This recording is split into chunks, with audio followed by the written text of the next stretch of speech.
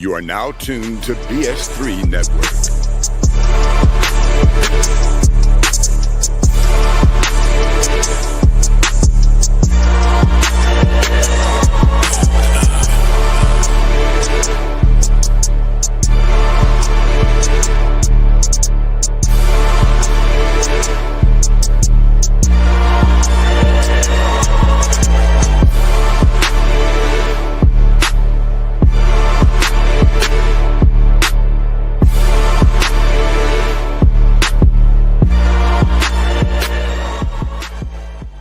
Bring it back. Wah, wah, wah, wah, wah, wah. Let's go.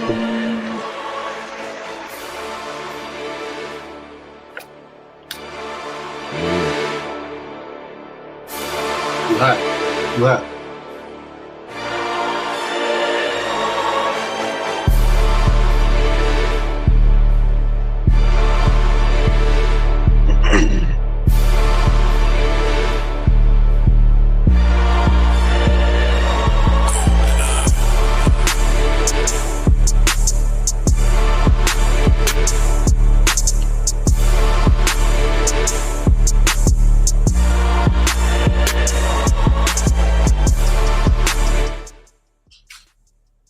All right. Welcome back to the Fourcast.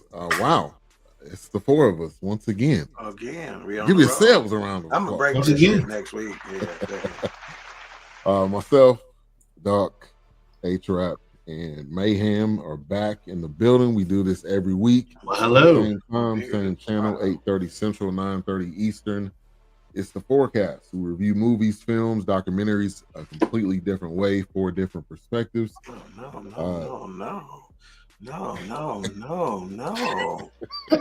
Absolutely. We organize the stream, we produce it on air.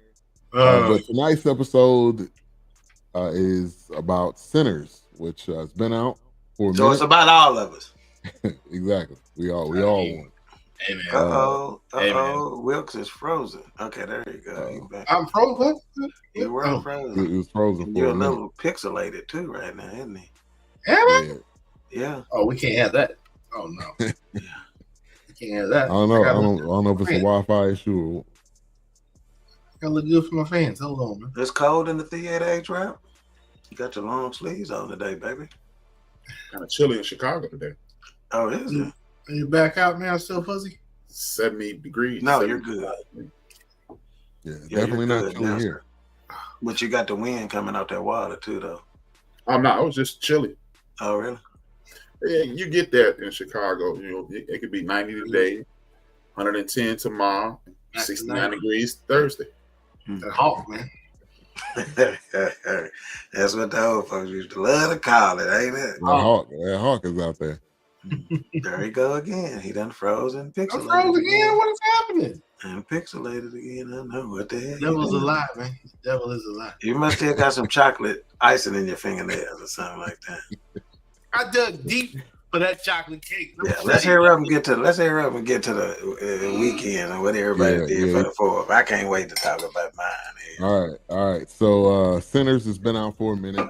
It is now on Max. So if you have not seen it, this is your opportunity. You know my deal. You know my MO. If you don't have Max, say you don't want Max for the long term, use your grandson email. Wow. You use it for your electricity, might as well. Do it for the Max account and then cancel it. Believe me, I've done it plenty of times. All right, so Sinners, what we're reviewing tonight, I'm sure it's going to get a lot of interaction, so make sure you comment, subscribe, click that notification bell on all of the channels that this is on right now, which is on Facebook, YouTube, Twitter, Twitch, also on the End of the Bench on YouTube and Twitch as well. So we've been starting this new segment as we get started into the show. July 4th recap. Let's kind of go around the room. We're going to go to Dawk first. Said he was excited. Yeah. First time we remember something. Well, Wilks, got to see a little snippet of our July the 4th and the mayhem. We actually named it after him because that's exactly what the hell it was. He should be. Yeah, he brought over one of his masterpiece chocolate cakes over, man. Wow. And I was in the pool. I didn't even see him outside of the pool. I was just in the pool the whole time having to talk to him. What's up, man? You good? I appreciate you. I'll let you later, whatever. And I swear, I don't think he was at home 30 minutes before that cake was gone. Wow. Like literally, my sister had to come out and say, hey, I need to cut you a piece because it's about to go. And it was, I think it may have lasted 90 minutes. Insanity. And it's a 3-layer, like the biggest chocolate cake you've probably seen in your life. It's 3-layer cake. 90 minutes. A 3-layer tour. Yeah. And as you can see, the water basketball, I don't know if y'all can see that shiner King Dawk is working with. Yeah. That was from Chico, the producer of this music, the owner, the proprietor of GoldenEye Creations, elbowed the shit out of his daddy, Miss Cheekbone, and the second it hit, I knew that's gonna leave a mark. But he got everybody, so we were playing 3-on-3 full court basketball in the pool. And when I say everybody had bruises and they were battered and bruised and and like I said, I got a shiner to show for it, but it was a blast. And I could barely walk the night of July the 4th. I had to get helped in the bed by the wife. And I said, this may sound strange, but if everybody came over again tomorrow and wanted to do the exact same thing, I'd get right back in the pool and do the exact same thing. Oh yeah. I just wouldn't even be any question. Absolutely. It was so bad. I cramp every time we do it. My Mika is already used to halfway through bring me a cup of pickles and pickle juice, sit it right, pickle slices and pickle juice, and sit right by the side of the pool so I can take me a swig and chew every now and then so I can survive. But yeah, we had a blast, man. Again, my mom has 6 sisters and 3 brothers. All but one of my uncles is still around. So their kids and their kids, like, there's just not a house big enough to handle it. Fortunately, because I got the pool and 3 sitting areas, and then the inside and the game room, we have enough room to spread out, But even my air conditioner needs a checkup the day after everybody gone, just to say, man, what were you doing in here, So yeah, we had a blast, man, a blast. Of course, some of my wife's family came over too, so it was a nice mix of the families, and we had a fantastic time, man. Fantastic time. I've seen some of the pictures. I'm sure it don't do it justice. Not at all, man. Man, definitely looked like a good time. It was definitely house party 2.3. Yeah. Man, got to see. Man, been seeing a few events over here, and it's always, when you come, if you're not ready to have a good time. Matter of fact, HRap, y'all both done seen a couple at least. Yeah. And those are tame. The one Ben and HRap have been to, those are tame. And HRap birthday got kind of wild, right? I mean, let me put it like this. You want to talk about a podcast? How about standing around my kitchen island on HRap's birthday? Oh, really? Imagine the spectacular spectacle that was. Yeah, like we could package that and sell it. There's no reality TV out there better than that at all. Yeah, and I promise you, from the side eyes to HRap doing nigga shut up, and we had a moment. We were talking about CJ or something. They got heated. Was that the same? Yeah, I believe so. Yeah. It's pretty. Yeah, but that was tame considering what we did. But it's all in good fun. My aunt from Panama City Beach was able to come into town. We were able got something to say about you. Wow. She said I looked the fool after that day. Yeah. 35. The exact number. Yeah. The exact number. Yeah. You sound like the Rangers pitcher. It was I think Kumar Rocker or something. He was Kumar. Pickle juice. Go ahead. Kumar, whatever. He was drinking pickle juice. That kind of helped with his cramps. So it's just it's a real thing. Mm-hmm. Yeah, you date an old lady. You date enough old ladies in your life, you'll learn the pickle juice trick. They keep them on the side of their bed. On the side. When they was young, they kept chocolate chip cookies. When they got old, they keep pickle juice. They ready. Them midnight cramps, boy. in the building. Thank you for tuning in. And Mika, like, this round of applause for you too. Thank you for tuning in. Look like Blue Streak Freak Fashion Nova order came in. Shit, this is a new profile picture. I see you, Blue Streak. Looking good. All right, Wilks. Oh man. So the funny thing is, leading up to this chocolate cake, once someone, even if they ask me to cook at work, my brain is already in that mode. Yeah. So once we mentioned it last week, my brain was pretty much, how can I kick this cake up to another notch? How can I turn it up? But without not denying what I've done the basics with. Right. How can I just tweak it enough? Because sometimes you can do too much, and then it's just like, I'm gonna tell you right now. Take your fucking hands off of it. Leave it alone. Leave it the fuck alone. We got it. Stay in the lane. Yeah, stay in the lane where I'm at. Stay in the lane where I'm at. So, but once I found that Ghirardelli chocolate powder and that Dutch press, I already knew I had a winner. And then my wife is a coffee drinker, so I don't even use water. I use coffee. So I use her coffee to kind of help that elevate the chocolate cake. So I think the secret ingredient there is the coffee in that point, because I use her coffee, and she's a big coffee drinker.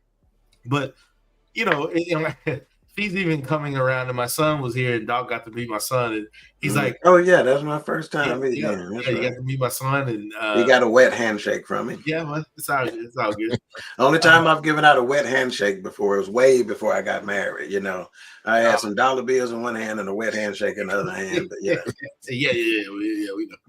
I'm just kidding, baby. It's just comedy. I'm a professional. He's just jokes, honey. They pay me to do this. He's here. He's here next Monday. Yeah. I enjoyed. We did grill and cooked here and did our thing but the master of the show was the chocolate cake. I wanted to make sure I put my foot in that. When it's requested, I try to put my best in that cake, because I want it to be a lasting memory when somebody enjoys that cake, no matter who is requesting that cake. So it's definitely one of those. Coffee is the secret ingredient. That is the secret ingredient. I told him. I talked to him that evening and told him. I said, from now on, I need to buy you another. You can't just have no regular cake pan. Carrier. It's the tall one.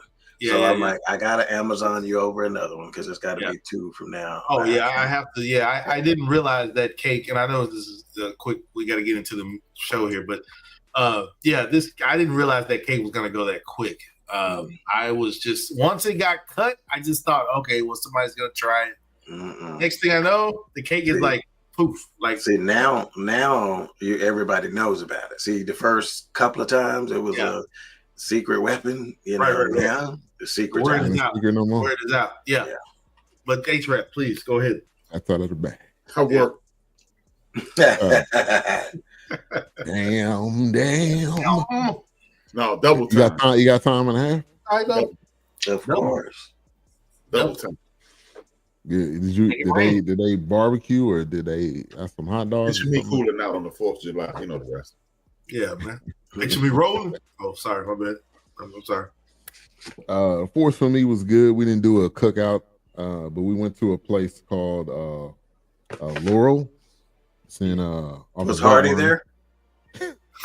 Laurel and Hardy, baby. Oh, sorry.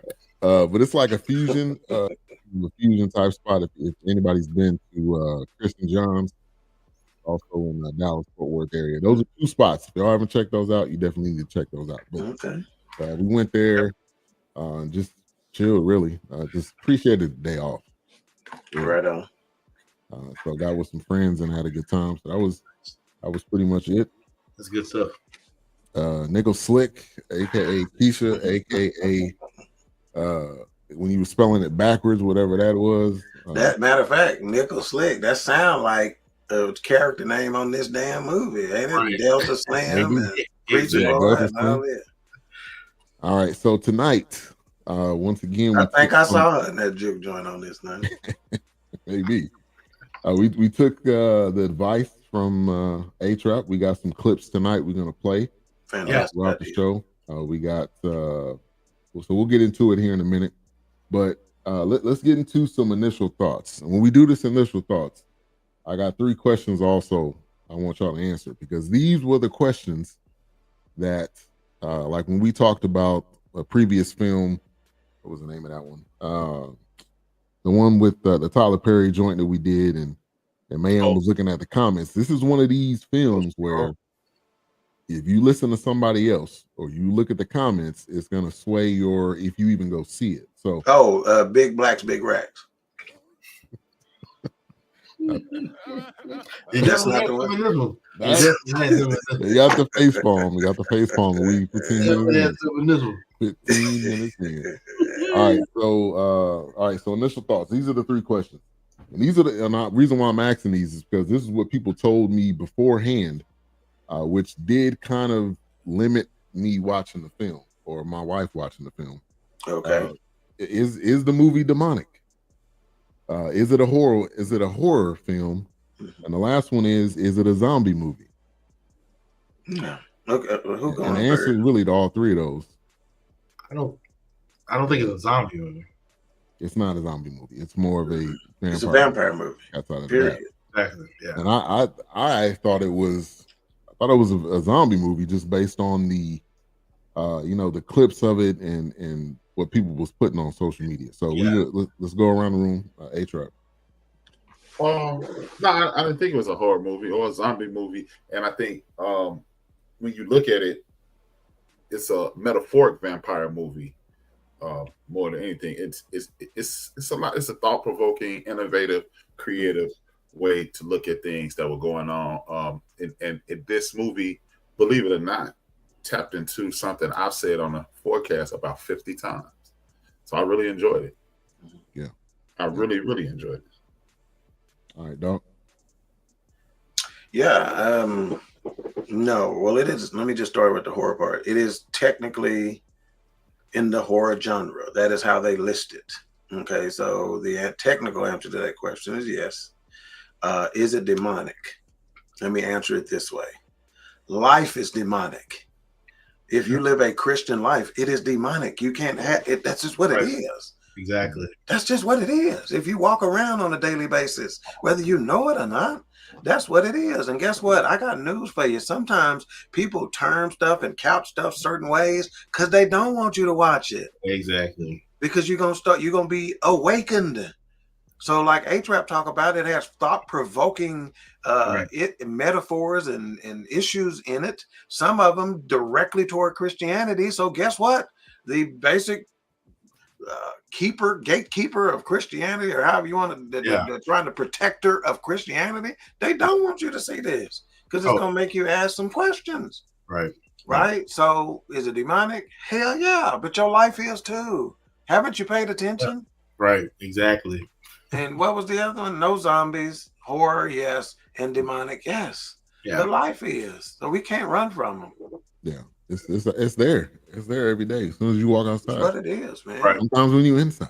This may give you a clue. Sometimes little stuff like that, if your mindset is proper, it may give you a clue as to how to handle them sometimes. Exactly. Yeah. Absolutely. Keisha said, I enjoyed this film because it had 2 Michael B. Jordans.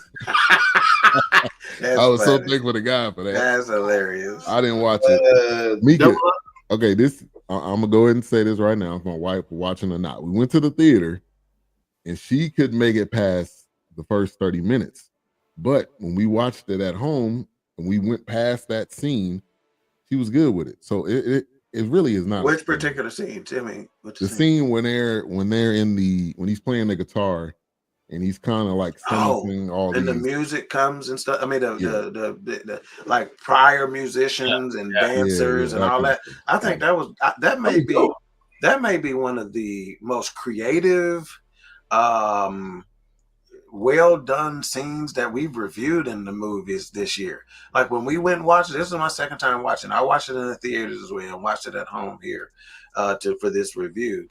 And when we were on the car ride home talking about what you liked the most, I thought that was exceptional, award-winning type shit, man. I really do. And if we're all, I mean, if you're a musician, if you're anything, you're gonna look at the past and the people that done it before. Mm-hmm. They're gonna be an inspiration to you, whether you want it or not. Yeah, and it's gonna want to push you to even be better than this other person. And let me give a crude recap of some of the studies and teaching that Ben and I were under together about music. Lucifer is the bringer of light. His job was to welcome in the host of angels playing the hell out of that organ. So imagine the best organ player in the church. That's what he did, welcoming in, ushering in the God's spirit to the host of angels, right? And he got a big head and said, they cheering for me and my organ playing and not for God. And that's what got him, then he talked to the other, tried to get him to turn against God and got kicked out and all that. But he still has the gift of music.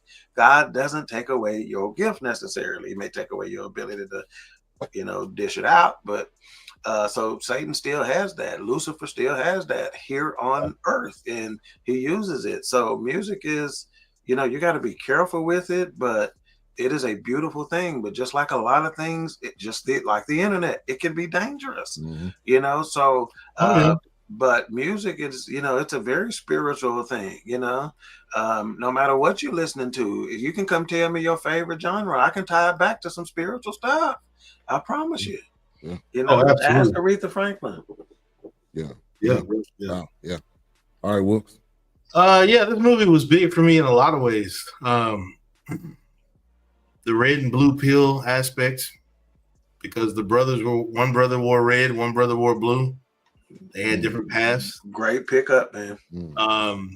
The sunsets, they always represented the eye of the devil, because at night fears came in sudden cultures. He kept showing those scenes of the sun setting. You never saw the sun rising. So it was definitely one of those things where I just love this movie with that aspect. Even when they're talking to Delta Slim, the Pullman Porter train in the background with Pullman on the train. Even as the lady is walking across the street, you can hear the guy talking about, oh, he shot me. He hit me. It's those little small, subtle things. And of course, she looks and he's sitting on the sidewalk. But absolutely. It's definitely demonic. It's definitely not a zombie movie.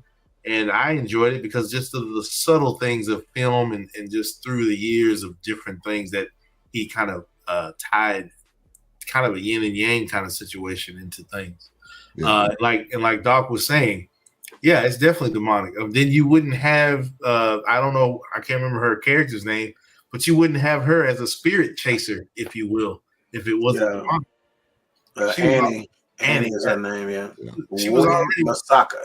She was already playing a kind of a showman and a shaman, if you will, kind of thing. A witch doctor almost. I think they call it hoodoo or something like that, which is a play on voodoo, or to play on the gullah people. So it's definitely one of those things where this movie had a lot of things that I liked and I enjoyed it. I really enjoyed this movie. I mean, it was one of those things where I just saw so many different elements. And also another thing that Dawk brought out, as we know, Lucifer is he was the head of the choir, as they say, most angelic. Just like the guy in this, he wanted that guitar. He wanted the sound of that guitar. Because it could conjure up spirits that he needed to have conjured up. Thank you. Exactly. And then when you also think about it, him taking 1/3 of the the angelic host. I mean, when the wife looked outside and she seen all those people, when they seen all those people, I mean, that was a lot of the town. So now it's like, it's big. The movie has so many undertones that people, and I get it. Yes, it's gonna go over your head, And I've said this to Ben before. Sometimes and I've mentioned it to my wife. Sometimes when you're watching something for the first time, you're watching it. You don't realize you're watching it fast. That's right. You're watching it so fast. That's right. Something. That's right. Then when you go back and rewatch it, you're like, oh my gosh. It pops out at you again. So this movie definitely did that. And so when we talk about, also HRap has brought this up early on, probably within our first 30 days of knowing him. He talked about the ancestors and their play in this, and my son talks about it a little bit more, and the answer is somewhere in between, right? So for most people, it is either Christianity and the hard, fast rule of that, or everything else is voodoo and demonic. And when you start talking about ancestors, they try to put it in that category, which I believe the truth is somewhere closer to the center, to where they both can be true. Christianity and our ancestors' influence on that can be true. In fact, if you pay attention to the Bible, it talks about the holy host of angels and our, people who have passed, being in that, we just on the dark side of the moon. Oh yeah, I mean, believe it or not. But we got a whole, theoretically, the people who have passed are there looking over us and going to God on our behalf, so to speak, So they just because you start talking about the ancestors and you're conjuring them up. Matter of fact, Roots as a movie did a lot of that, and who would know better, than, you know what I'm saying? They called on the ancestors a lot. So it's not necessarily, they try to make it witchcraft because I'm telling you, the thing they talk you out of the most, is the truth. They want to be looking at it a little closer, right? It's just like the Bible stated: we war not with flesh and blood. That's right. It's those things that are unseen. They doing the Sugar Ray Leonard on us. They doing like this, so you look at this and they pop in with the right. Yeah, absolutely. So it was filmed. And it was based in Clarksdale, Mississippi, but also some of it was also filmed in Louisiana when I looked that up. But I'm sure we kind of know the plot, but I don't know if you want to read it. Yeah. Okay, so trying to leave their troubled lives behind, twin brothers return to their Mississippi hometown to start again, only to discover that an even greater evil is waiting to welcome them back. This was directed by Ryan Coogler. A lot of people have heard that name before. A lot of big films. It had a budget of $90 million. I would imagine that Michael B. Jordan probably got about 10 to 15 of that. It was released April 18th of 2025 in the United States. It has a runtime of 2 hours and 17 minutes, which was a quick 2 hours and 17 minutes. Yeah. And the genre is considered horror. Or whores, I don't know.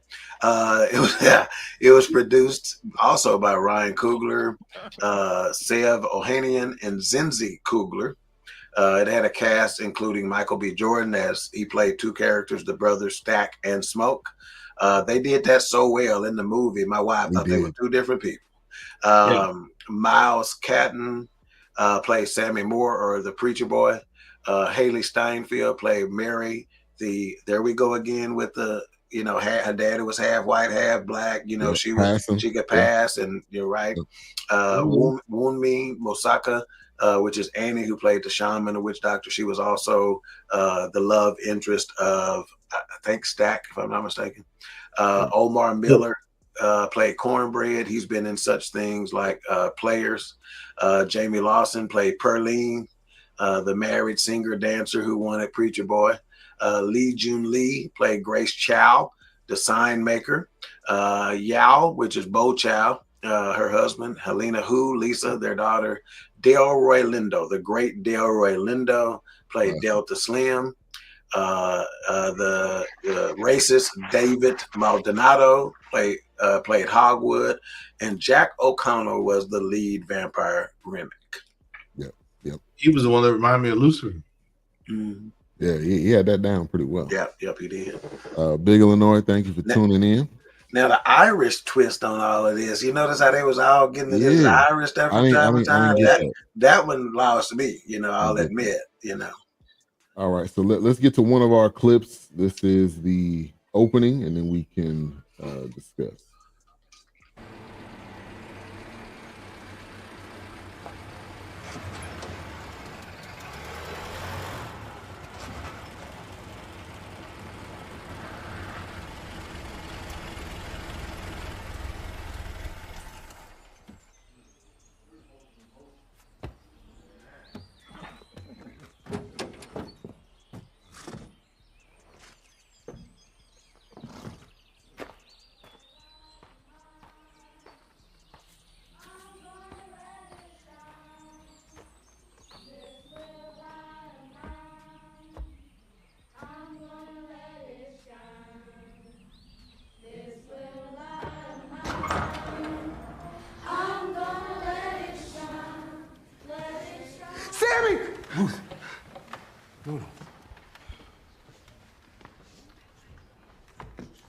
on, son. It's okay. My son has felt the call of sin. But the good Lord calls upon us to be fishers of men who sin and show them the way.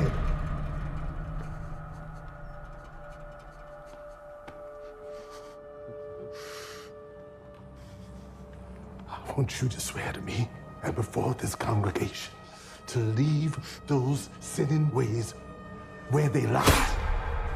I want you to promise right now. Drop the guitar, Samuel.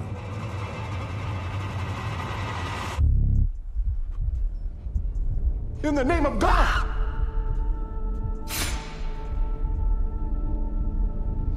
Let it go, Samuel. Put it down.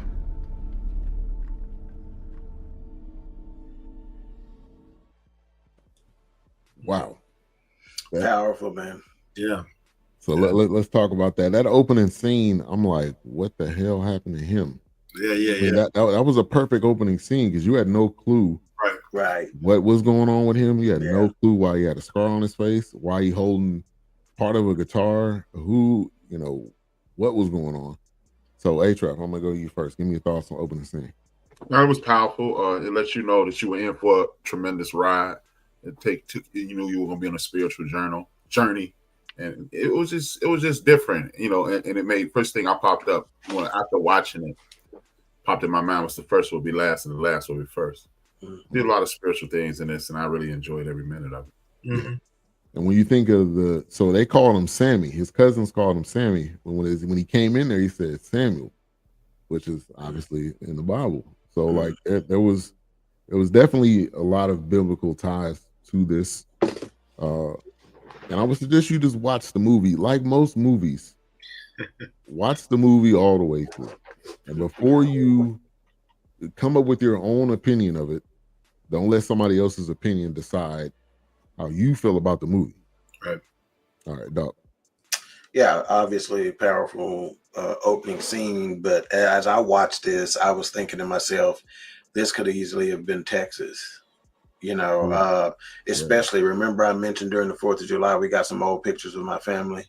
I might even try to upload them just to give some quick shots of them a little later, just so you can see. But like some of the buildings, some of the roads, some of the, stuff in the background could have easily been, small town Texas back in 1951.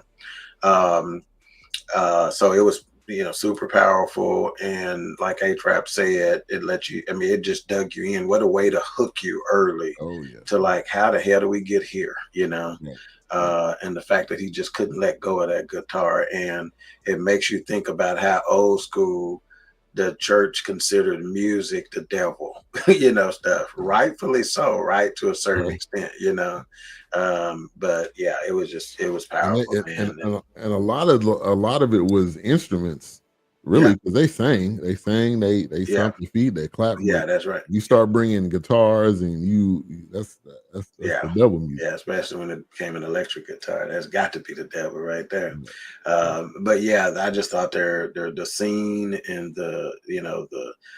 just the scene that they set, man, with it, it's like when a movie can grab you with absolutely no words, it's just the picture, him driving up in the vehicle, the water, the way the house is set, the look of the old church building. I could literally smell that old church building. If you've ever been in an old church building like that, you know what it smelled like. I could smell it, the old wood of that old building, man. So I just thought it was amazing. And how many movies have we seen with that church? How many Bible stories our parents, grandparents told us that of a church like that? Really, just the building. There wasn't no fellowship hall, or none of that. It was the building with the pews and a podium. That was it. All right, Wilks. Yeah, the scene was very powerful because I remember when I saw it in the theaters for the first time, I'm thinking, as many as vampire movies that I've watched, I'm thinking, okay, wait a minute. If he's got a cut, is he not infected? You know, it's like he's going to kill everybody in his church, or what's going to happen? Yeah. You know, I was thinking that too. Yeah, you know, and then didn't realize we know the ending because we've watched it. He's in the red car, like I said, red and blue pill aspect in the beginning. We know how it ends. We'll get to that later, but it was of course the prodigal son has returned kind of thing. Or it could be by his stripes we're healed on his face. I mean, you know, it could be a lot of things. It could be a lot. But the opening thing definitely had me because I'm just like, oh crap, what are we getting into? Yeah, what exactly happened? Yeah, I surely thought, I'm like, oh man, he's trying to kill everybody in this church. He's about to turn on all of them. That's what I was thinking. Exactly. And then, like you guys just said, I mean, I remember seeing pictures like that, you know, in the family album and just looking through that and just a wood frame cell. Sometimes they didn't have doors on. They were just shotgun straight through. Yep. I mean, you just saw from front to back. It was just what it was. But yeah, a crazy scene opening. It was just like, okay, well, what are we getting into? And the flashbacks that they had in between, it's just like, oh, great. Yeah. What is going on? What is happening? And then there was a line in there somewhere in the beginning where it says, "You keep dancing with the devil. One day he's gonna follow you home." Which is knocking on the door. Old. This is a saying as old as time. Right. So this was during the time of the Jim Crow, the sharecropping, and that was the era that this was built in and what it was showing. Smoke and Stack. So that was Michael B. Jordan, and I'm thinking, man, Michael B. Jordan is with this, how he did this and how they filmed it, which was amazing, because normally when you're watching a film and the person's playing both roles, you can clearly see that they got some type of something in the middle to split them up, the angle that they do it at, you're like, okay, yeah, obviously. But the way this was done, man, was superb. So I'm thinking, man, Ryan Coogler and Michael B. Jordan just went up another notch. Yeah. Oh yeah. The only thing when to being like you were saying, I think what in my head, it's probably like a lot of editing and a lot of like, okay, your character Stack was standing here. We need you standing so many feet or so many inches from where that character. Now we need Smoke standing here. We're gonna film, and I think when they go back to edit and piece those together, it's so seamless and so flawless. And that technology has been around for a while, but we all, like you said, you notice when they're not on the same accord there. Because matter of fact, Robert De Niro's got one on Apple TV where where's his thumbs up? What is happening? Robert De Niro's got one on Apple TV where he's playing two roles, but of course one he's like kind of like it's HBO. Oh, it's HBO. It's HBO. That's right, HBO. And he's kind of like he's got the makeup and the prostate. He's got the voice change, but still, the technology has come so far now. It's just like wow, like, and then the acting chops to even pull that off. It's just like that's another the double lines you have. Guys. Yeah, you got to remember different lines. Yeah, insane. And we definitely agree with you, Poetic, on that. There were messages bigger than the church scene. Oh, absolutely. The vampire possession was a form of assimilation to the. Oh yes. Yeah. Honestly, I thought to be honest with you, I thought this movie was about racist white people being vampires.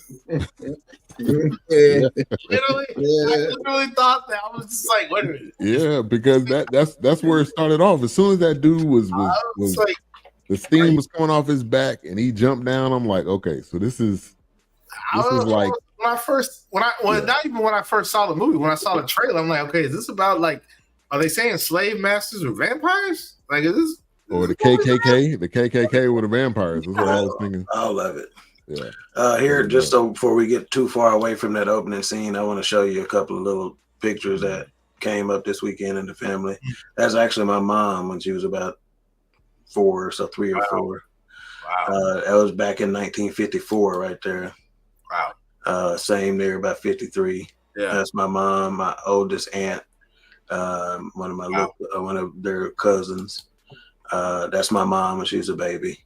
So that's 1951 for sure. That's my aunt. My mom's got the hat on right there. My oldest aunt and one of my other aunts. So that's about 1957. Real quick. Yeah. Do we hear these dates that Dawk is saying? Yeah. When you look at another 1951 picture or another 1957 picture, people got in the long Cadillacs, nice house, living good, dressed nice. Are we not listening to these dates and then looking at these images? Mm-hmm. Yeah, and some of these old build, like I was surprised to see that building that there had brick in it. You know. Yeah, I see that. That's my maternal grandmother right there. She passed away when my uncle and aunt, which are twins, were 1 day old, so I never got to meet her. Wow. At all. And that's my aunt right there as well. But you know, you can see the picture quality. But some of those old buildings, and look at that old car and the old truck in the background of that building. Or their cousins eating probably watermelon or something like that. He ain't focused on no picture being taken at all. You know, look at that old building there behind him, you know. The way the roof is sagging on it kind of way. The time travel that's happening right now. Yeah, man. And the funny thing is that I always try to ask my uncle. I did not think to ask my grandparents this question. And I should ask my mom. She's 61 now. How is, or I definitely asked my cousin Pee Wee. Her name's Marguerite. We call her Pee Wee. How do you feel about all these advances from those? Because, like I said, those pictures are 1957. Yeah. When you watch something about 1957, there's skyscrapers, people in suits, people in brick roads, sidewalks, businesses, music, albums are being dropped, being made, tours are happening. But you see how these images, it's kind of like, what are the thoughts that it's almost like these two can't exist, but they can exist? Yeah. It's like they can exist in the same place. Mm-hmm. Yeah. Well, even today, in certain parts of the country and in certain parts of the world, it still look like that. There's some parts of Mississippi and West Virginia and Louisiana that are still that way, you know. But yeah, so if you think you're talking about a time travel for you, imagine if you were connected by blood to these folks, what that does to you. And that's why when I asked my cousins and I asked my uncle, and it's like, man, did you think it would come this far at this time? Because my uncle was born in 1956. Yeah. And then you're looking at these pictures in 1956, and it's just like, when I think 1956, I'm thinking of Graffiti Bridge. They're making movies about hot rods racing down the street. Definitely parts of Mississippi that still look like that. Yeah, you know, so it's one of those things where those stark differences, and it's like, but then you tell me go get my bootstraps. Okay. Yeah, and I don't know if this. Let me see if this picture shows it. No, it doesn't. What you can't see on a couple of those pictures there, my aunt is barefoot in this picture. My grandmother is barefoot in this picture. And you know, so we were passing these pictures around at the house on July the 4th. And a couple of my cousins, when they got a hold of them, like, where are they shoes at? And one of my auntie said, it was 1951. We didn't wear no shoes. Right. We probably didn't have but a pair. And we wore them to school. We wasn't finna be outside playing in them. Right. But then we got videos of people dancing to Elvis Presley. That's right.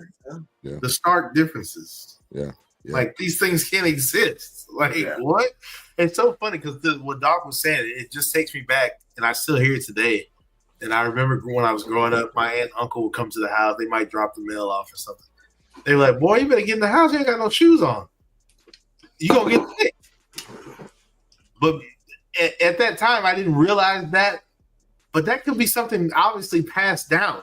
It is, yeah. It could be snowing we wasn't outside barefoot.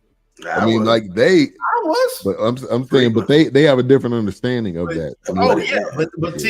But to my aunt and uncle, they're thinking, "Oh boy, you out here with no shoes on, you gonna get sick." I never ever got sick once. It could be 45, 32 degrees. Understand this: she wasn't out there just for no Sunday stroll. She that's a hoe in her hand. Right, she going to work. You know, that is literally a garden hoe in her hand. She was out working. And when you think of that house, there's the two houses that was in those photos. Relating it to the film, that's that similar house that Annie was in. That's right. That's right, man. Now what was that smoker? That was Smoke. Honestly, when I see a brick structure versus the wooden structure, my mind, unfortunately, it's warped. We know this, but I'm thinking, is that an old smokehouse? Yeah, it could possibly. You wasn't smoking meat. It could possibly be.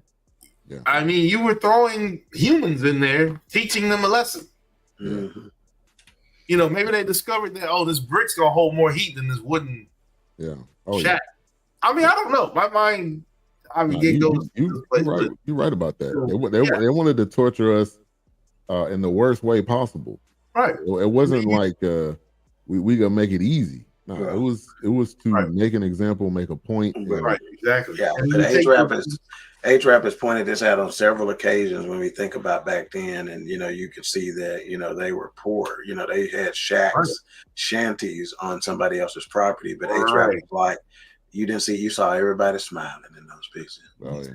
They were happy, that these photos were taken on an old Polaroid that one of our aunts had gotten by selling green stamps. I mean, by turning in a green stamps that she got. AMP. Yeah. AMP. I think these were S and H back in our S and H AMP. Yeah, and she saved them up from the groceries and stuff she had bought to get an old Polaroid. That was the only camera in the family. Explain the green. So if let's say, for instance, some stores have some similar thing even when we were growing up, but if you go spend $40 on groceries, you earned 4 green stamps or 40 green stamps. Like they reward. give you one. Yeah, and then it's like a reward program, and you could turn them in for items, and it might have been something like 4,000 green stamps for a Polaroid camera, whatever. Yeah. So that's how she got a camera, Yeah. Only one in the family. Dang. So Smoke and Stack, they come into town, and immediately you like, all right, they on a mission. What's the mission? What are they trying to do? Yeah. And they they end up getting a cousin. And just the way he talked when he pulled up, they basically they're opening a juke joint. It's the opening night. When he pulled up to that spot, and he's like, "Hey, you want to make some money?" Or he said he was talking to the girl. You know who I am? And he kind of broke it down. He was like, "We talking numbers." Just the way he talked, man, was It was perfect. It wasn't like, I always talk about this. Like, is it believable, or are you an actor playing a role, or for us as watching it, do we just believe that this is you, or this is the person? Right. Yeah. And he killed it. He killed it. And here goes Chicago again, right? Rearing its head. And like HRap has told us, where you think Chicago people from? You got the Mississippi, Arkansas, Louisiana, they migrated there. So even Sammy, that's where he ended up, right? So I thought that was an interesting dynamic of this thing as well. Yeah, and so talk about that scene, HRap, where hit the horn, if somebody end up out here. Like how that's and the culture part of it, the conversation, that was a great scene. Yeah. Oh yeah, man. I mean, you're looking at a situation where you got to protect what you have at all times, and I'm gonna do what I have to do. Yeah.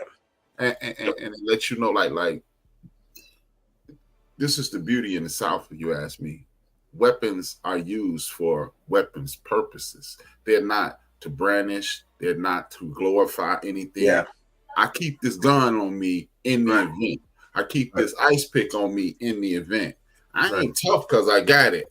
Yeah. I'm gonna use it when I have to, and when I don't, I'm cool. And that was the beautiful part. And Dawk just referenced something I have said. That's what I said. I've said it at least 12 times on the show. Y'all used to tease me when we first started this and saying, "Oh, you don't know nothing about this HRap." And the first thing my man get in the car, he say, "Tell me about Chicago. I heard it ain't no Jim Crow." He say, "Man, Chicago ain't nothing but Mississippi with tall buildings." Mm-hmm. It is. It truly is. Yeah. To this day. Yeah, that's something I was ignorant to, for sure.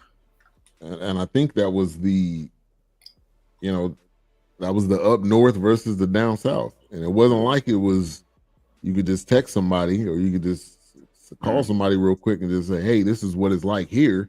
There's so much distance in between. You don't know until you're there. Yeah. Right. My granddad was run out of the South. It's literally probably tens of thousands of people in Milwaukee, St. Louis, East St. Louis, Indianapolis, Cleveland, Detroit. Highway 1. Just run out of there. 94 and 94 to 24 to get you to Illinois. 94 straight up get you to Detroit. Yeah. So this isn't coincidence. Right. Yeah. Man, Delroy Lindo, Delta Slim, man. LeBron James, daddy. Yeah, LeBron James, daddy, LeBron James, yeah. LeBron James.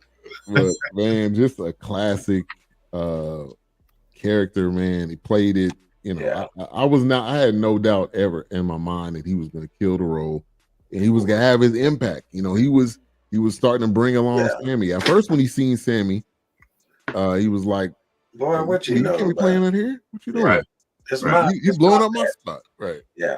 And then he kind of changed it. So, Doc, talk about that. His character, his character also evolved, and you know, we fast forward and stuff.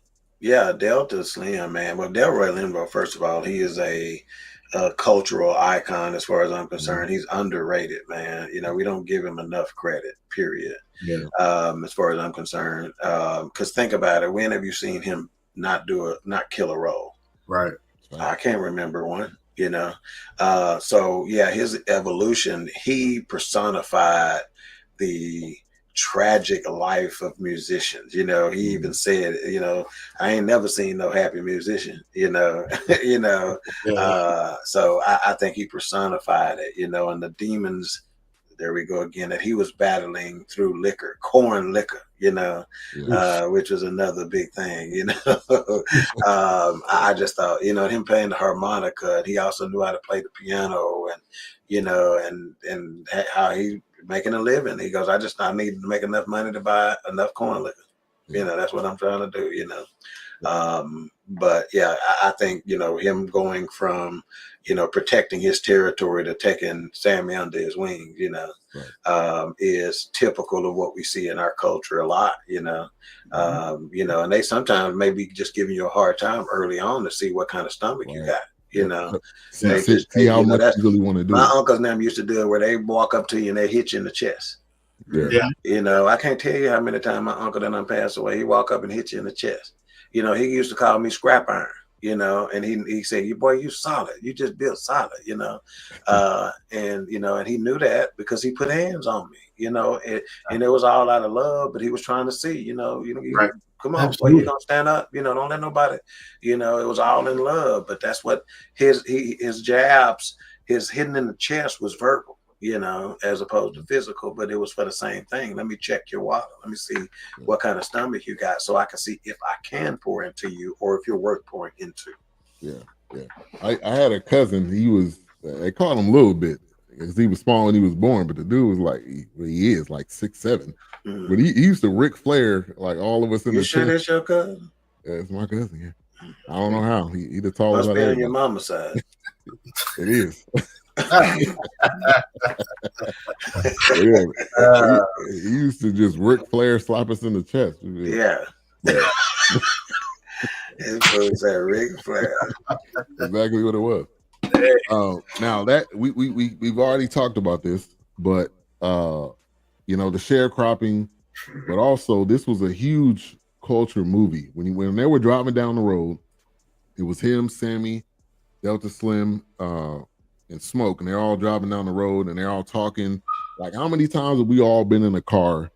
We just like shooting this shit and talking. Oh yes. And then they got real serious when he drives past and he sees the guys over here. That's right. He's like, y'all be strong. Like that. That's right. That scene was powerful. Yeah, man. And Mayhem, you want to touch on that? Yeah, that scene actually was very powerful. And back to you, kind of stepping back a little bit. You know, we've all been in that car or been on that ride or on that step or whatever, and just talking. You know, just shooting the shit.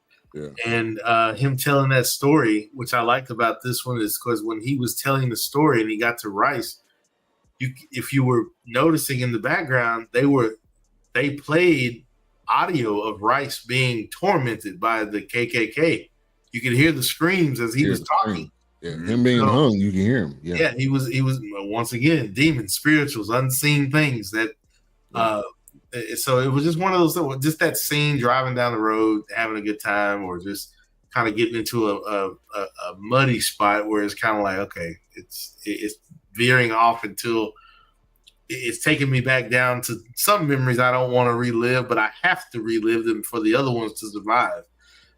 So it's definitely one of those things where it was definitely a powerful scene, and Delroy doing his thing as usual. Yeah. It was one of those things where it was like, y'all keep your head up. The gunshot goes, I'll get back to work. Probably shot one of them, who knows? But you know, it was one of those things where it was a powerful scene. It's How many of them you know? All of them. Exactly. And this was that Sammy visiting his family, you know, and seeing what his cousins are like, who are complete differences than him. Oh yeah. And seeing like the other side of things. And this is like the he was only there for one day, but you could compare it to the summer trip, me going to North Carolina for the month and hanging out with that side of the family that you really only see, every once in a while. So you related to them like them your play cousin or your real cousin? You're right. Oh, they're my real cousin. They daddy, my daddy, big brother, whatever. Right. Right. You ain't nothing like them. Yeah, those questions. Now Bo and Grace Chow. I was curious. I don't know if y'all looked this up too, but this was actually based off of an actual store that was in this area. Like during this time, there was actual Chinese couple that owned the store. Asian. Asian. It said Chinese when I looked it up, but anyway. But they own the store in that area. So like that was that's another Ryan Coogler. Let me go off camera for a moment. That was another Ryan Coogler nod that he's able to just like he did with Black Panther. He's able to bring parts into a film. What? Classic man. You drop a bomb and be like, "What I do?" You dropped a bomb. That's what you did. There are bodies laying everywhere. You don't see this? Sorry. Read the room, man. Sorry. But he's able to bring parts into a film that makes you want to look it up and research it, or makes you want to say, "How did you put this in the film? And why did you choose this particular group of people?" Again, that's him. Well, the thing is, I mean, like, if you just pay attention to, it's a whole lot of symbolism in it, and he's making cultural references. One of the first things that Mayhem touched on with the red and the blue. And if you watch the movie, they focused on the plates of the car. Those numbers mean peace and power, peace and tranquility. Wow. Peace and power and peace and focus. Focus was blue, peace and power was red. Then you roll down the road a little bit, and then you see like y'all mentioned, the Asian people. The Asian people played a major role in this because later on in time, these Asian people in the midst of these wars got rounded up. They got rounded up like many people from other cultures and put in camps. So these people have a kinship with us. And one of the reasons they brought up those Irish people, because what people don't know, historically, Irish people were enslaved as well. Yes, they were enslaved initially, and that's why this whole concept of race was created, because the Irish and blacks were starting to form a bond, so they had to create white and black. So they isn't there something with the coalition in the 60s or something like that, or the 70s, the Rainbow Coalition? I could have sworn, like even during Fred Hampton time, it was there were Asian people there were Irish people that were on board with what was going on and those parties that they were forming. Legally, Irish people didn't become white until 1977. Exactly. Correct. This comment right. The soundtrack on Spotify is newspaper clips from the boat from Ireland discovered in Boston, bank robbery from Smoke and Stack, and gang tensions in Chicago between Italians and Irish mob. Absolutely. And one of them even said, one of the guys he shot, he was like, "Man, I thought you was in Chicago working for Capone." Didn't he say that? That's the North Side mob. Capone is the North Side mob. The Irish mob is on the South Side. I mean, vice versa. Yeah. It's all, this movie just had so many connecting dots, and small little nuances. It was pretty crazy. And then when you think of Preacher Boy, his character, I mean, that's like Robert Johnson. Yeah, Robert Johnson, the blues player. Well, actually, he made me think about Buddy Guy because Buddy Guy has a nightclub right there, and he opened it in 1992, right where they pulled up at. See, I thought about Robert Johnson because of the selling his soul aspect. But that, I mean, it doesn't. Like I said, HRap. I mean, there's so much. You can. I thought the devil went down to Georgia. Charlie Daniels. That's what I'm saying. It's like it's got so much meat. It's ridiculous. Yeah. I mean, this movie has so many layers in it. Yes. And because like as we talk about this, we get into the vampire aspect of it, right? The vampires, if you think about it, man, when the vampires made their move, they said, hey, we can go down here. Y'all come with us. We get these white folks. Oh god. This what he does is highlight racism and the tomfoolery of racism. And as he highlighted the tomfoolery of racism, he's showing you that it is the layered situation, and other people are being oppressed, and they allow what we title white people to dictate who is and who isn't. At one point, it used to be signs outside of buildings in Chicago, Illinois. No dogs, no Jews, no Italians, no brothers. Right. It didn't say brothers though. Yeah. And the Irish made a move. See, this is kind of like what I was talking about today on the episode. The Irish made a move into police work. The Italians made a move into criminality. And the Jews made a move into Hollywood and other entities well high control. We have yet to make a move. We've had this illusion of inclusion when everybody else has culturally said, nah, we don't want to be included. We're going to do what we do. And that's the beauty in this. Like, hey, man, and one thing, like y'all mentioned the train station, the Michael B. Jordan. If you ever get a chance to watch this again, look at his posture when he's walking through the train station. That brother's walking erect as if he was a dancer. He got to be the biggest person in the whole. He was the biggest person there, and his cousin, he's walking like this. He said, "Hey, straight up." Yeah, that is fresh out of history from this brother named John Horse. He means a lot to y'all in Texas because John Horse was part in white, part he was part Native American, part black, and he was a free brother, and he used to put hands on brothers for yes, Boston, like, hey man, straight up, exactly. The Seminoles, and then he went on over to Texas, talked to Mexicans in the Alamo, and fun fact. The song Yellow Rose of Texas, that is not about a flower. That's about a light-skinned black woman who he had an affinity for. And white folks, you got Rose, the prostitute, and they trapped John Horse, and that's how they ended up killing him. So that's why I'm gonna watch this movie at least 3 more times because there's so many things that you missed. Right. Yeah. That you're gonna see. Like Wilks said, you watching a movie real fast, you watching it in real time, and things are running past you. Yep. And it had like 3 endings at the end. I don't know if y'all peeped that. I mean, you had to watch this all the way to the end. Yeah. And to HRap's point, real quick, where he was talking about the Irish going into policing. Of course, we've mentioned the term paddy wagon on here before, but that's not where I'm going. But there's a show on right now called The Warrior, and it's based on like Bruce Lee or something like that. But it's set in like San Francisco. But it's one of those things where it's like, he's going up against the Irish. They're mostly policemen, and they're being racist toward the Chinese immigrants that are coming in through that port. So it's funny. Like I said, this movie has so many layers and linking points, so many dots to connect. It's crazy. I mean, you could dig so deep into this movie for different aspects and for some time. The only time I fought the Irish is when I ate that box of Lucky Charms. I was fighting the hell out of them. They're magically delicious. I had to rehydrate these damn marshmallows. Right, exactly. You save them all to the end. I ate around them until I got to the end. Right.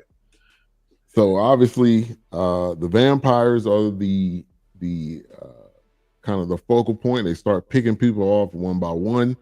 And I think the difference in this film and most vampire films is that, you know, they change, or like zombie movies, they change who they are.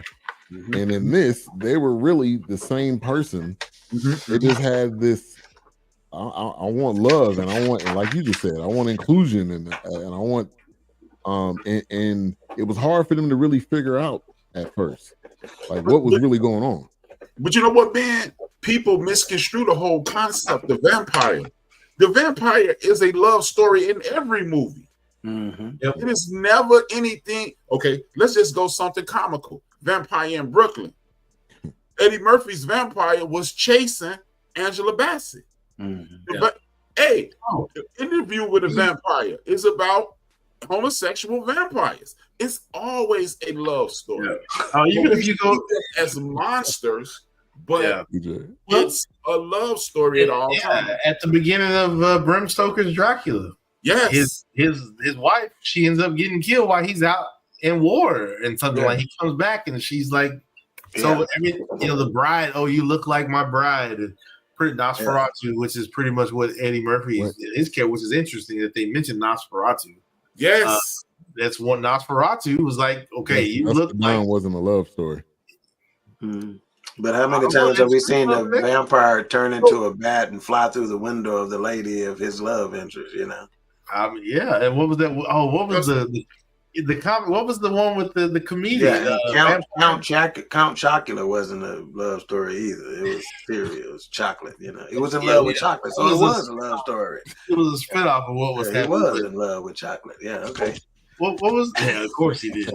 Chocolate one. What was the other one? The comedy with the vampire in New York or Vampire in Brooklyn? Vampire in Brooklyn. No, there was another one with the. I can't think of the guy's name now. He was a white guy. He played Dracula, but he went to New York. What is George Carl? Not George. It's a comedy. It's a comedy. I can't think of the name of the movie. Because he played Zorro too. Yeah, he played Zorro. Yeah. You talking about Banderas? No. It was because he's famous. Yes. For his tan. Yep. He's famous for his tan. I cannot think of the name of the movie. This is for the Count Dracula line. It was like, because he was always like, blah, blah. Exactly. He's like, no, Dracula didn't talk like that. Two legit serial references. I remember that, dog. I remember that. Two legit serial references. They fit too.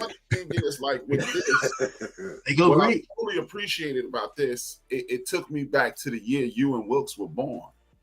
It is this movie called The Lost Boys that educated us. Yeah. And you have to be. This is why this is so spiritual. Mississippi, black. This is black as the back of your neck, black man. Yeah. Because you got people. You can't look. Metaphorically, you can't. You have to invite evil into your life. Yes. Don't. The devil cannot make you see, because people think this devil God thing misconstrued. The devil made me do it. No, the devil showed you. Exactly. He stood on a platter for you. You have to welcome and I heard this growing up. The devil is the prince of the air. Whatever you speak, he got you. Latch onto it. That's 100. And when he grabs it, the tongue can speak curses and blessings. Yeah. Yes. You know, whatever times I don't say it, don't say that to somebody who say something. Don't say that. Because he's the prince of the air. And whatever you put out there, Jesus himself said, I saw him fall like lightning through the sky. Yeah. Hey, bro. This domain of the earth. Movie is so powerful, man. Because this movie is blacker than most people think. We got it's so many cultural references. Like, okay, you mentioned voodoo. Voodoo is a mispronunciation of that craft. It's called Vodun. and it is the conjuring of spirits. And if you look into it, you find out that the people who defeated, when you talk about, I spoke about this on the show today, General Taki in Jamaica, who defeated the English and started the Revolutionary War. Right. And you got John Baptiste and his crew, and Haiti.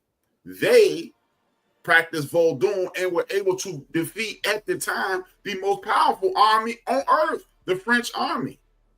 With 200 people, they beat 10,000 people. So what we need to realize is the people who caused this black magic. Yeah. And when you look up the etymology of magic, it's just things that are unexplained.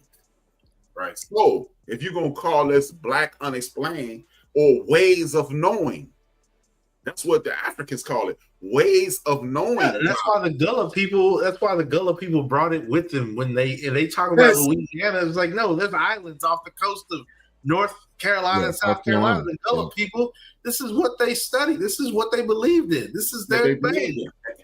And when you grab hold to those people, what you find out is they are like, a lot of people from North and South Carolina are literally 94 to 96% African. Oh, absolutely. Hey, HRap, it's funny HRap said this. And this your boy, HRap. Get your boy, man. He's out here running amok.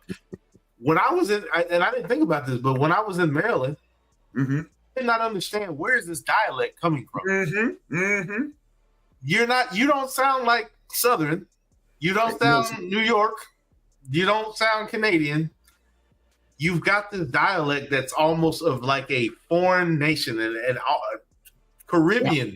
That accent is like just from it's, and a lot of African people live in these Maryland, the Washington, South Carolina. I'm like, it was blowing my mind when I was out there. I was just like, Wilks, watch this.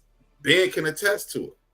When he was at Morehouse down in the A, dudes from Atlanta and Chicago stuck together. I mean, DC and Chicago, we had the same conversation. It would be a million times you running with, like, I'm down there with Craig and some of these guys from DC, and they like, hey man, y'all from DC, and we like, nah. DC. Me. Look. Yeah, because Wilks showed us pictures of chicken with mambo sauce. In Chicago, we call it mild sauce. Blowing my mind. I thought it was hot. I thought it was supposed to be hot when they said no. It wasn't hot at all. I swear. I told HRap, Dawk, I told Ben this. I was like, when I went back to Washington, when I went back to Maryland, I felt like I was at home for some reason.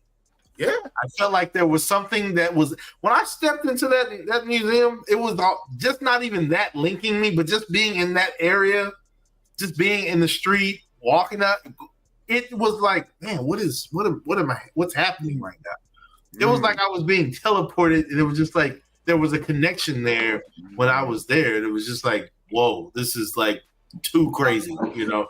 And that's why I told my cousin when she moved from Houston, don't come back to Texas. Give me somewhere to visit. But who would have known it would have been all Maryland out of all places? The DMV. But see, that's the beauty in this movie, man. It grabs hope. This movie is literally a tree of black people. And Mississippi is the roots. Absolutely. It's the roots.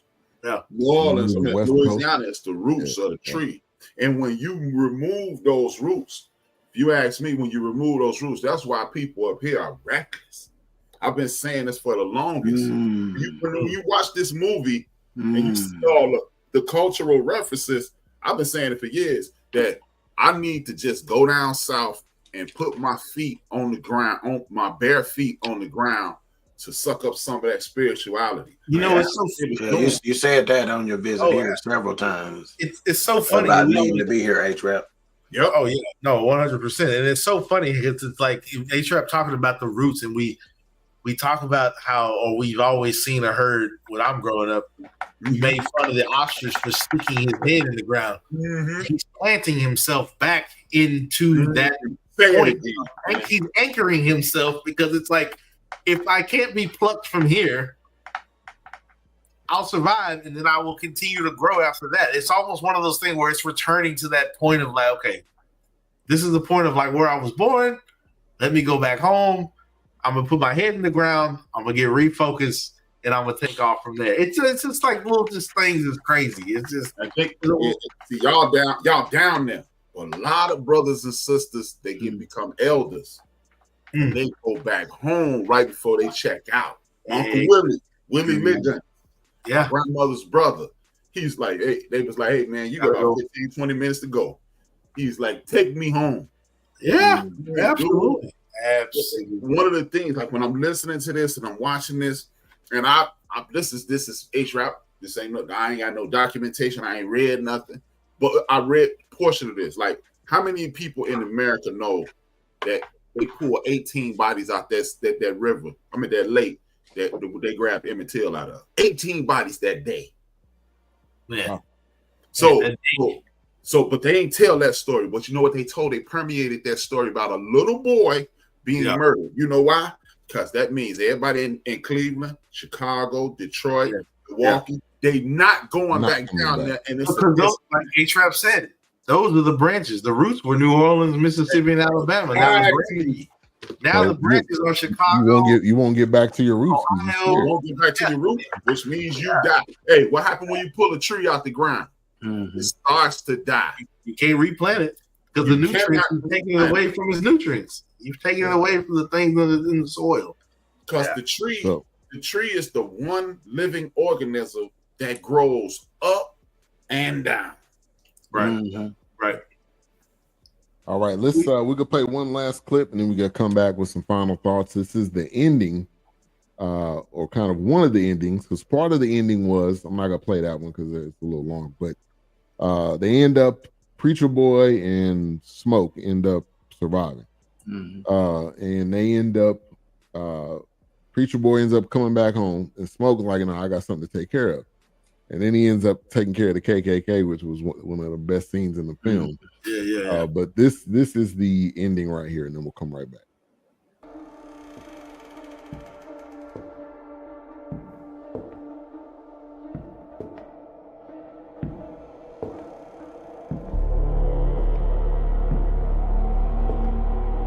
Vampires is different, maybe the worst kind.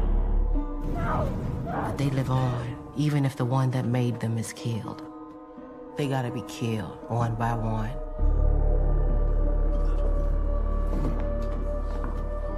I'll have whatever the old man having.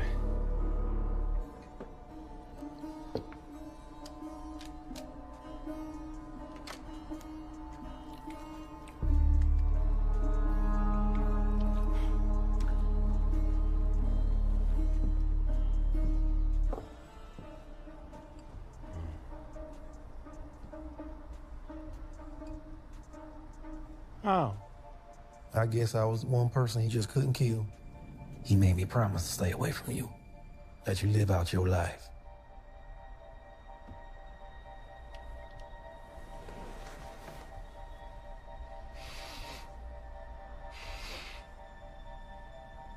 It won't be long for you, huh? I could make it so you can stick around. Keep touring. Keep living. No pain. I think I've seen enough of this place. You know, we got every single one of your records. I don't like that electric shit as much as the real. Yeah, I miss the real. Recordings from back then sound like a pile of dog shit. How about it, Sammy? You still got the real in you.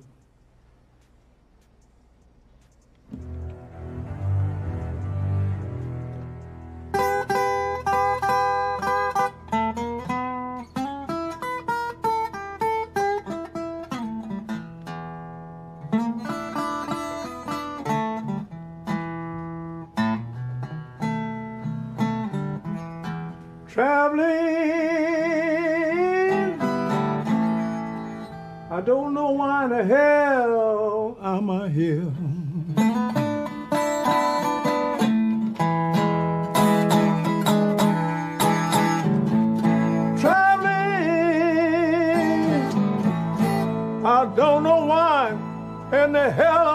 care.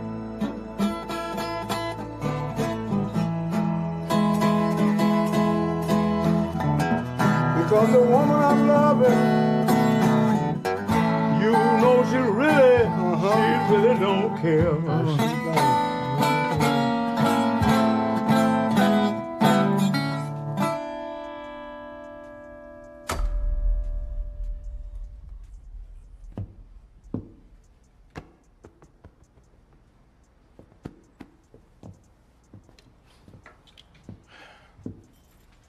Take care, little Sammy. You know something?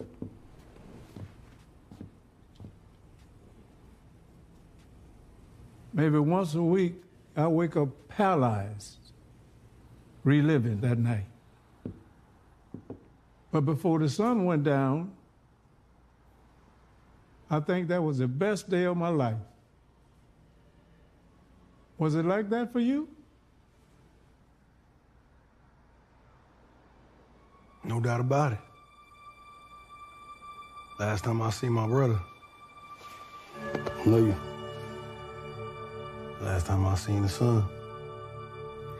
Early in this morning. Just for a few hours. It was free. As I open up my eyes, something just feels right. 'Cause I can see the dawning. It's not so far away. And all my life I've been waiting for a day like today.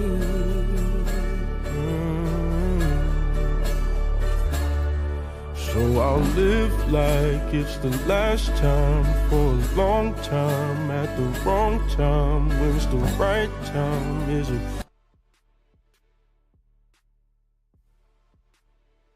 Thank you for clicking on our video, everybody. If you like what you saw here, please make sure you like the video and subscribe and share with your friends who like this sort of content. Joe Blow remains an independent company, and we appreciate all. All right. We lost Ben, but ain't nothing to it. We know how to drive in this MFO. Yeah. So powerful clip. HRap's thoughts on that. Did you stick around for that part? Did you almost miss that? Yeah. I took a lot from that as well. I mean, because think about it. We talked about how the music, how the devil brings a lot that, it's the minister of music and how he plays a role in this. If you notice, they look like Faith and Biggie right there, and it was 1992. Right. This is the beginning of when hip hop music stopped being about empowerment and pride, and it started being about opulence and style. Oh yeah, the Coogee sweater and a Jesus piece. This is the beginning of it, Yeah, being he lost power. And then another thing I noticed is this. We were talking about, like me and Wilks was just talking about the roots.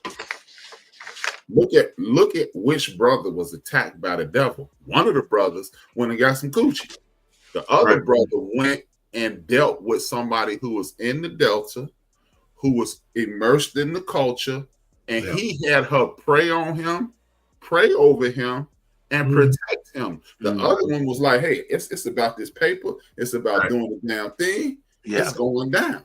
Yeah. So the message I got from this is, hey, man, as long as you stay with God and always rolling with God, he will protect you. If you go into these worldly situations, think about it. The two people who survived the vampire attacks, Smoke, he survived it. But because he just went back and killed the clan, and Samuel,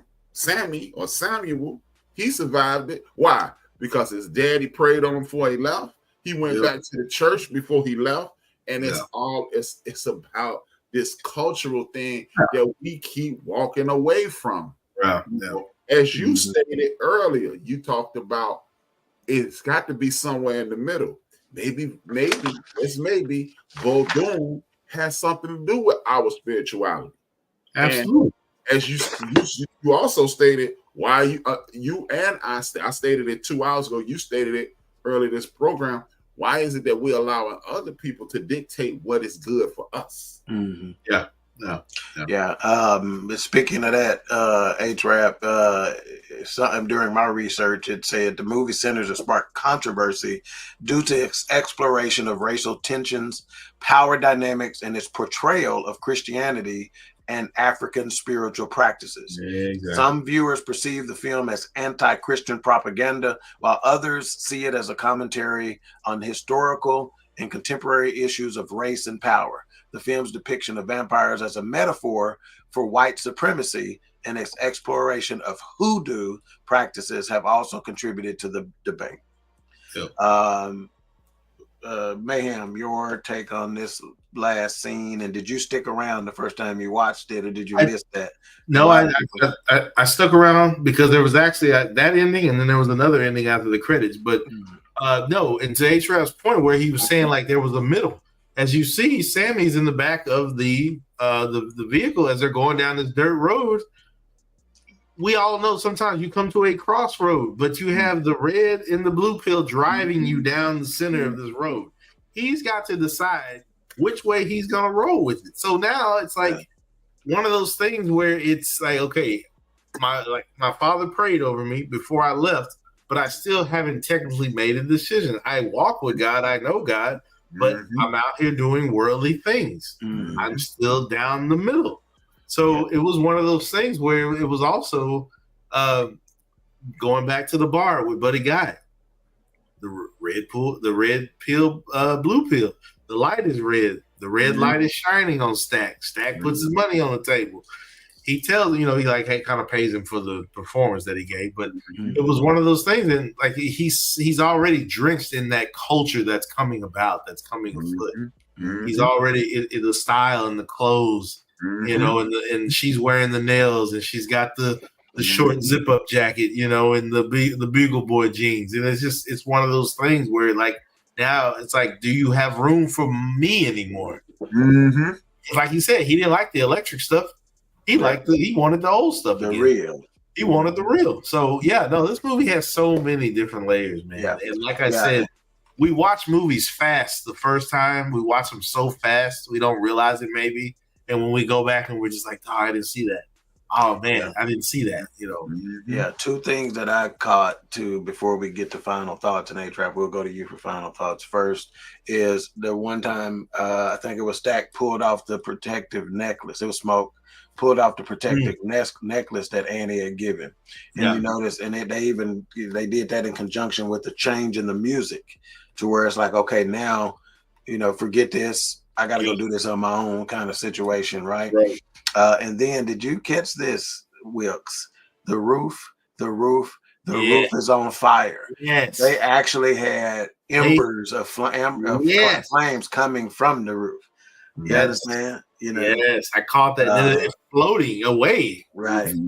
House party. That was pretty strong. And just the soundtrack of this thing, obviously was fantastic because it was just immersed in music, period. So this is definitely a soundtrack you want to check out. Again, our review of Sinners with Michael B. Jordan as the main character. It is time for final thoughts and mic rating, and we will go to HRap first. I'm gonna give it a 5. My final thoughts was just the very same as the opening: innovative, creative. Putting this in innovative, creative, trend setting. This dude is the Martin Scorsese, the Francis Ford Coppola of this generation, if you ask me. Yeah. He's doing things that nobody's thinking of. He's creating entities that nobody's living on. Oh, by the way, guys, they said we got kicked off the air. Oh, really? No, I just opened it up. We on now. Yeah, I figured we were still good. Ben got kicked off himself. We lost power, but I think we're good. Because Illinois just hit me, but I guess I don't know. We'll wrap afterwards. But yeah, man, I'm giving it 5 mics. I don't see any flaws in it. one of my favorite characters from another series is in the lady Smoke's girlfriend is from Lovecraft Country as well. Yep. So, which it's funny, HRap, you were saying that the background that I'm looking at, it reminds me. I was like, I gotta finish Lovecraft Country. I gotta finish it. I haven't finished it yet. Man, you gotta finish it. Wait till you finish it, bro. I got like 2 little episodes. Okay, yeah. You're gonna love the end, and yeah, man. But like I said, this is dude. I didn't intentionally do the show what I did today, but after watching this, it is saying how my episode today tied right into this. Yeah, absolutely. Yeah, I'm sure that episode was supposed to be done Friday, but I just didn't have the energy to do it. Yeah. Wilks, final thoughts and mic rating, sir. I thought it was done well. I love the layers, and yes, I am guilty of watching movies fast when I need to review them or if I'm excited to see them. Yeah. So rewatching this was definitely great. 5 mics out the gate. I mean, it's just done so well. There's just so many different things the nuances that you could pick up if you really just take the time to open yourself to those things. If not, you're just going to be like, oh, well, whatever. The movie wasn't great. The movie was terrible. Or I didn't like it. Cool, whatever. That's your opinion. So, yeah, that's my take on it. Yeah, Ben texted me. He did give it 5 mics as well. So that's 3 5s. For me, again, final thoughts, race, religion, power, and the role of the media in all of those narratives about Christianity and African spirituality and whatnot are heavily at play. Like I said, I thought it was a fantastic movie. I think it was well done. And like HRap probably needs to be watched a couple of more times before we get the full breadth and scope of exactly what's being said, Right. I watched it. I had the beauty of watching it in the theater first. Yep. As soon as the first credits rolled, we just sat there. It's like we all instinctively knew it's got to be some more, Yeah. And I was seeing people walk out, and I'm like, y'all are about to miss it, man. And you even had the proverbial people standing at the bottom of the stairs, on their way out to be like, uh-oh, wait a minute. And they stood and watched the last 5 minutes standing up because they left too early, and some just missed it completely. And then again, watching it at home, I was able to pick up a few more elements that I didn't get in the theater, because I was looking down at popcorn or something like that. IMDb gave it 7.7 out of 10. Rotten Tomatoes gave it a 97%. Fandango gave it a 96%. So I think 2 out of 3 of those are exactly where we are, and where I am is a 5 as well. I don't think they could have done much better with this, man. I think it was just well done, from the illustrations to the dialogue to the just the metaphors. I just think it was fantastic, and can probably be looked at several different ways. Let's see, we got a couple of comments. Let's see if it's any. Okay, Big Enough, it's a beautiful experience watching it with our people in the theater. Yep. And HRap hit on it. This is a black film. So so that is it. Next week we are reviewing what's the name of that movie? Both Eyes Open or something like that. No, what's the name of it? Head of State. Heads of State. Yeah. Let's see if okay. Heads of State. Let's see if he loaded Yep, we got we have a clip or a trailer that we'll watch that right now, and then we'll come back and let HRap close us out. Mr. Prime Minister. Mr. President. It's our debut duet. Duet. Yeah, it's like I'm Dr. Dre and you're Eminem, and we're taking that stage for the first time together. I'm Eminem. What is it with you, walking around thinking you're better than everybody else? What's the difference between me and you? You are the commander-in-chief, some DJ in Vegas. What's the difference between us? All right, I get it. You don't like my movies. I've never seen your movies. But the universe keeps telling me I look cool with a gun in my hand. What's the difference between a toy gun. What's that? That can't be good. I got something to say. Oh, shit.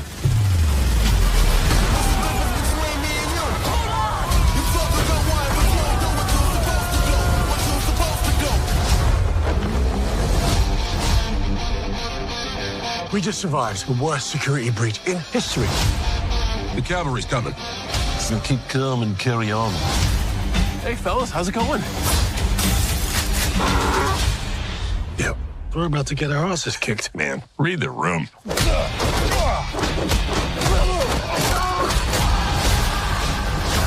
A lot of people want you dead. My mission is to deliver you to the most secure location on this continent. Hey, where's your backup? There is no backup. What's the playbook on this? There is no damn playbook. Let's make one. Not in the movies now, son. Kicking ass on a wild side. Come on! Yes, that thing's trash queen.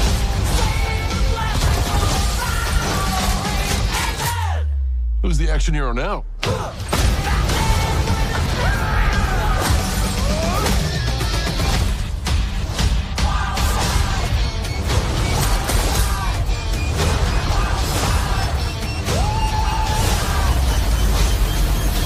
How are you alive?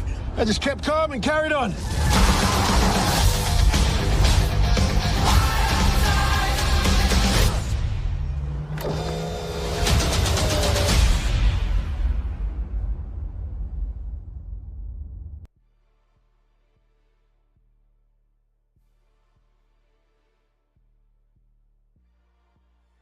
All right. Did you notice Jack Quaid was in that? I saw that may be Dennis or Randy Quaid's son, I bet. Yeah, I saw that. I was like, what? Yeah, so that should be interesting. All right. So next week, Heads of State. That should be interesting. You got Idris Elba. I'm sure the ladies will be excited about that one. Although I should give them enough excitement week in, week out. But okay, whatever. All right. HRap, close us out, please, sir. Yeah, man. Next week I'm doing the show with my shirt off. Well, I like to thank everybody for tapping in. Hit that like, hit that share, tell a friend to tap in. As usual, subscribe if you haven't to BS3 as well as the Intervention Media. Thank you for tapping in. HRap, Dawk, Wilks, and Ben, our fearless leader, Ben. We are out. See you. Yeah.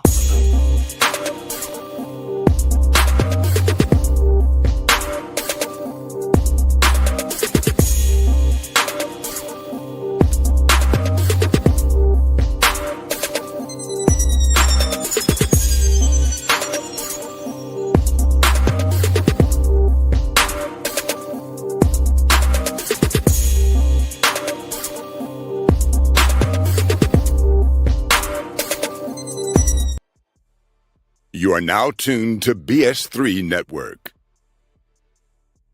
BS3 Network, changing the way you watch TV.